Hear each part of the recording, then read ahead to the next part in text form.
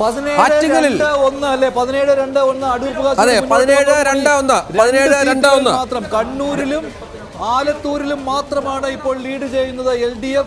ഒരിടത്ത് സുരേഷ് ഗോപി ലീഡ് ചെയ്യുന്നതിനാൽ, തൃശ്ശൂരിൽ ലീഡ് ചെയ്യുന്നതിനാൽ 1 BJP, ബാക്കി 17 സീറ്റുകളിൽ ഇപ്പോൾ ലീഡ് ചെയ്യുന്നത് UDF ആണ്. അതിൽ 7 സീറ്റുകളിൽ 10,000-ന് മുകളിൽ വോട്ടുകൾക്കാണ് ലീഡ് ചെയ്യുന്നത് UDF. അങ്ങനെ ഏതാണ്ട് 7 സീറ്റുകൾ ഇതിനകം UDF ഉറപ്പിച്ചു എന്ന സ്ഥിതിയാണ് ഉള്ളത്. പക്ഷേ ദേശീയ തലത്തിൽ ആലത്തൂരിലും അതുപോലെ തന്നെ ആറ്റിങ്ങലിലുമാണ്. ദേശീയ തലത്തിൽ വലിയ മത്സരമാണ്. ദേശീയ തലത്തിൽ അപ്രതീക്ഷിതമായ മുന്നേറ്റം ഇന്ത്യ സഖ്യത്തിന്റെ ഭാഗത്തുണ്ടാകുന്നു. UP-ൽ ഒപ്പത്തിനൊപ്പം ഇന്ത്യ സഖ്യവും NDAയും ഒപ്പത്തിനൊപ്പമാണ്. ദേശീയ തലത്തിൽ വലിയ മുന്നേറ്റം ഇന്ത്യ സഖ്യം ഉണ്ടാക്കുന്നു.